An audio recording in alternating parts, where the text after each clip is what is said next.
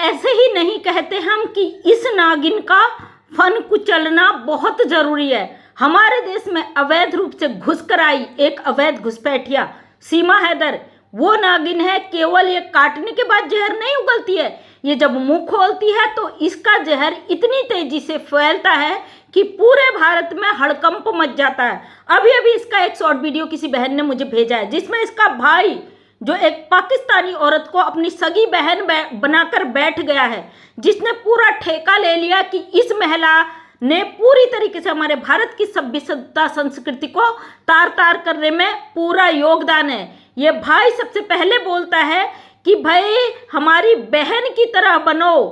ये मुस्कान जिसने अपने पति को 16 टुकड़ों में काट कर ड्रम में पैक कर दिया था, उस मुस्कान के लिए बोलता है कि भाई आप मेरे भारत की बहनों सीमा हैदर जैसी बनो, जो अपने पति के चरणों को धोकर पीती है। सुबह उठते ही पति के चरण धोकर पीती है और रात को सोती है तो अपने पति का चुंबन लेके सोती है। तो ये बेशरम इंसान जो हमारे देश का गंदा वकील है, इसका कहने का मतलब है इसकी माता जी बूढ़ी बैठी है पीछे से, और सोचिए जिसकी बूढ़ी माँ के विचार ऐसे होंगे तो वो बेटा जहर ही उगलेगा। हमें डर नहीं है किसी का, जिसे जितनी गालियां देनी है भर भर के गालियां दीजिएगा, लेकिन जब कानून का डंडा आप अपराधियों के ऊपर पड़ेगा ना, पानी मांगने नसीब नहीं होगा तुम्हें। तो इनकी माता जी बैठी है पीछे से, भाई के ये शब्द हैं अपनी पाकिस्तानी बहन के लिए। तो ये बंदा इतने गंदे तरीके से कह रहा है कि भाई अपने पति सचिन का चुंबन लेके सोती है। अरे जरा सा शर्म कर ले वकील, तुमने अपनी बेशर्मी की सारी सीमाएं पार कर दी। ऐसे ही नहीं कहते लोग कि तुम्हारा सीमा हैदर से संबंध है। पाकिस्तान या मुस्लिम समुदाय में भाई बहनों के रिश्ते हो जाते, कम से कम उनके हो जाते, उनकी सभ्यता संस्कृति अलाउ करती है। तुम तो ऐसे भाई हो कि लोग तुम्हें खड़े खड़े गंदा बोलते हैं। आखिर इस अवैध घुसपैठी से आपका रिश्ता क्या है, ये सवाल पूछता आज पूरा हमारा देश। क्यों आप इस तरीके से एक अवैध घुसपैठी को इतना प्रोटोकॉल दे रहे हो? और वहीं पे ये सीमा हैदर जो नागिन बैठी है, ये कहती है कि भाई मैं इस मामले में बीच में कूद जाऊंगी। ये भारत में बैठकर जो इसने किया अपने पति के साथ बहुत गलत किया।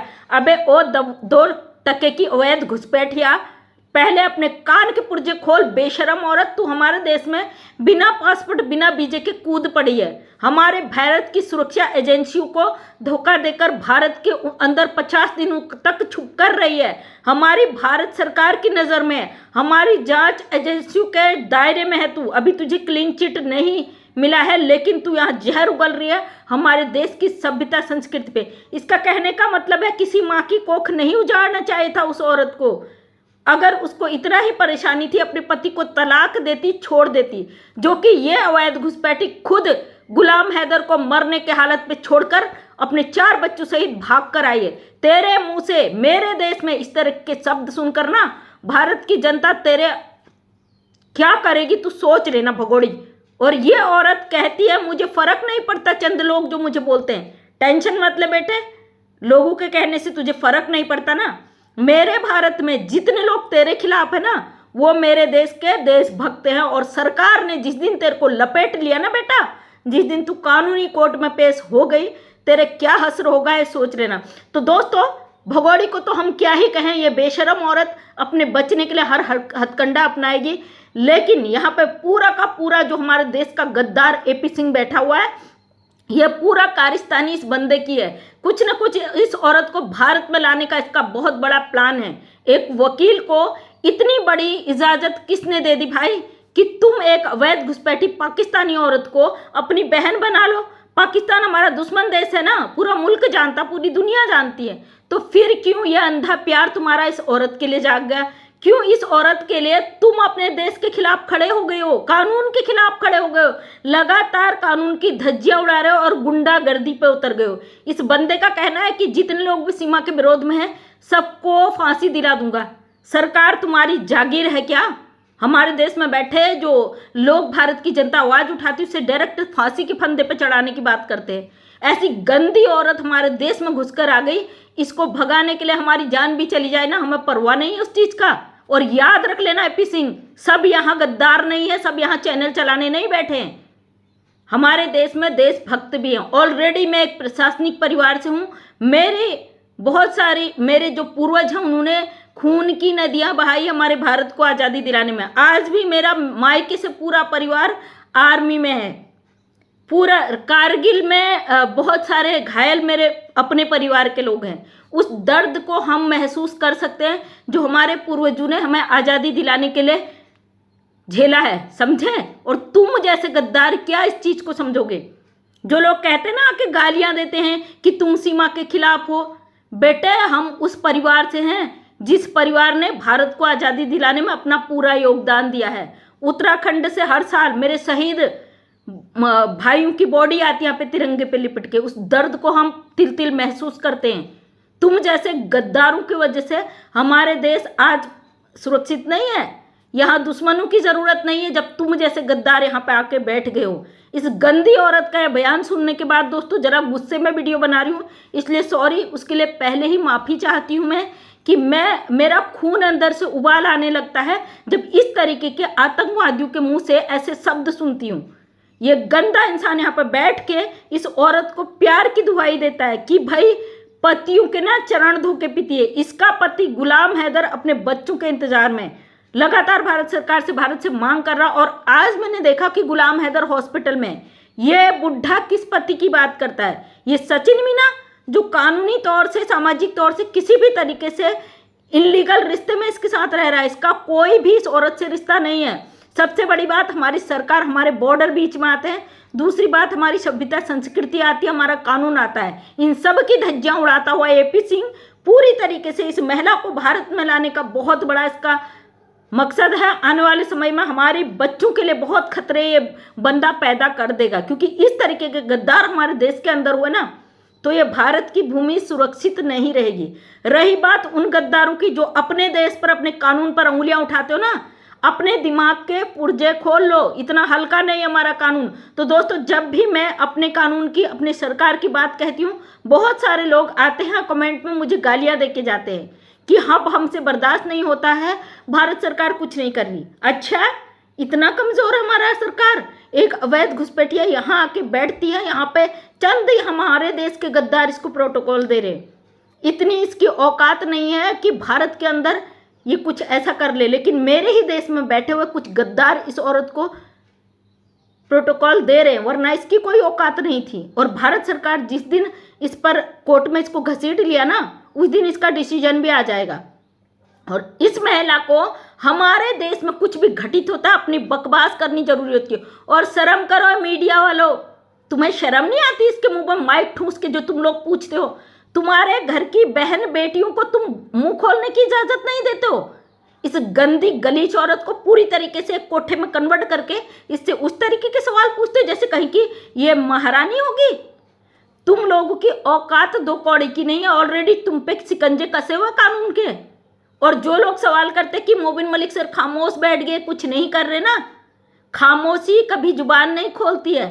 कलम की जो ताकत होती है ना, उसको जिस दिन तुम्हें पता चल जाएगा कलम की ताकत क्या होती है, उस दिन तुम्हें सब कुछ पता चल जाएगा। बार बार बताना मैं भी जरूरी नहीं समझती, क्योंकि भौंकने को तो बहुत कुछ होता है भाई। ग्राउंड पर जब चीज़ें होती है ना, तब पता चलता है क्या है क्या नहीं है। मोबिन मलिक सर पर उंगलियां उठाना, मोबिन मलिक सर को टारगेट करना, उनको गालियां देना, तुम्हें पता चल जाएगा बहुत जल्दी कि कानून की खामोशी क्या होती है, कलम की खामोशी क्या होती है। तुम्हें चाहिए कि मोबिन मलिक किसी ग्राउंड में है, युद्ध लड़ रहे और युद्ध में विजय चाहिए, उसमें भी टाइम लगता भाई।